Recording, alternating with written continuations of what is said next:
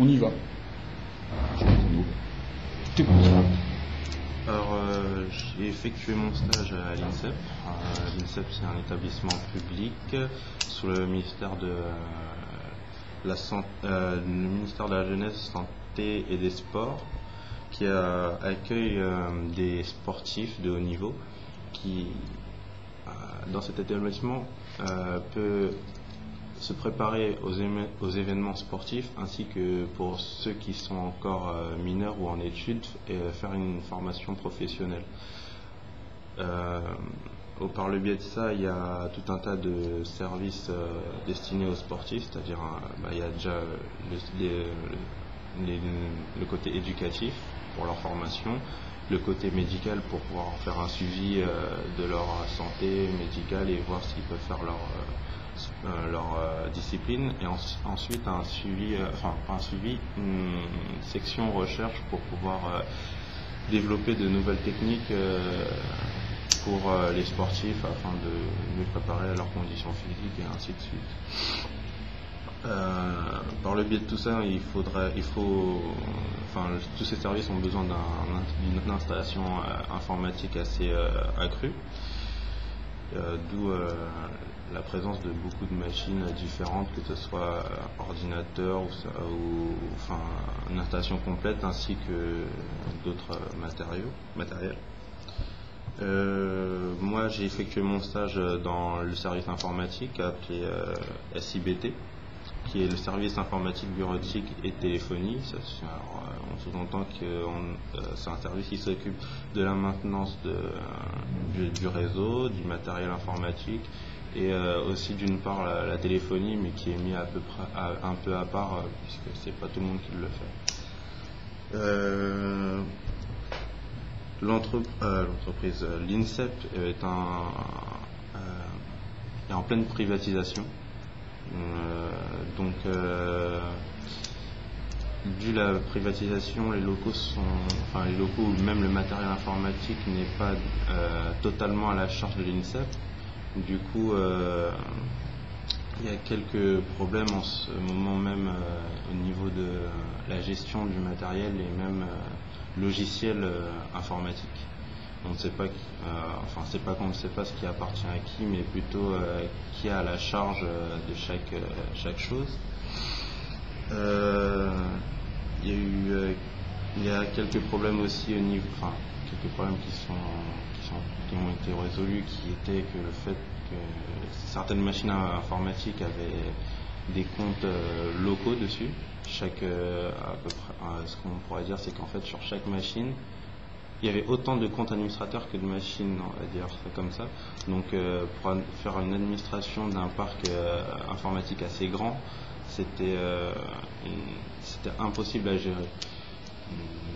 Donc c'était impossible. Ensuite, il y a aussi comme problème le suivi des interventions, c'est-à-dire le helpdesk. Les demandes n'étaient pas faites de façon conventionnelle, du fait que les demandes étaient soit faites par téléphone, soit par mail, où les gens intervenaient directement dans les locaux du service pour pouvoir faire leurs demandes. Donc le suivi n'était pas fait de façon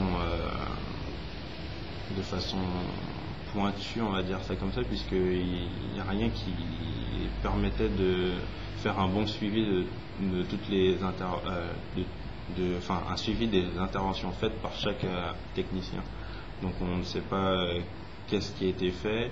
S'il y a une intervention pour remplacer une machine, on ne sait pas si une machine était enlevée, réparée ou carrément changée par une autre. Du coup, on a un problème entre l'inventaire fait par le service ainsi que la cohérence entre les données inventaires et utilisateurs, qui avait quoi, et tout ce qui s'ensuit. Et aussi du fait de la privatisation, nous avons aussi un problème de suivi de contrats et des licences de logiciels. En fait, vu qu'il y a une privatisation, les contrats sont suivis de par le service et aussi de la société qui privatise l'INSEP. En fait, on est à 50% privé et public. Donc, avant de pouvoir acheter d'établir un contrat avec un fournisseur, il faut se mettre d'accord avec l'entreprise privée qui, eux, englobe les structures de l'INSEP. Donc pour le suivi, c'était un peu difficile de voir quelles sont les modalités ou les dates d'expiration, par exemple, de logiciels, ce qui s'en suit. Pour régler tout ça, on a mis en place une gestion de parc grâce à un applicatif qui s'appelle GLPI, qui permet en fait d'optimiser le travail du service informatique comme je disais tout à l'heure, pour avoir une meilleure cohérence entre la maintenance et l'inventaire le matériel informatique. Grâce à GLPI, grâce à GLPI, on pouvait régler le problème de l'inventaire, des interventions, des suivis de contrats, des états matériels aussi en direct, j'expliquerai ça après.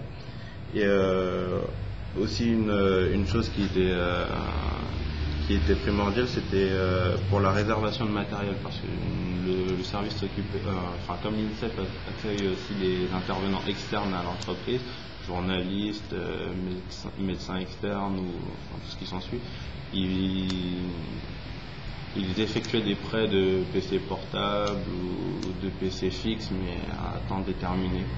Et grâce à GLP, on pouvait aussi faire la réservation de matériel.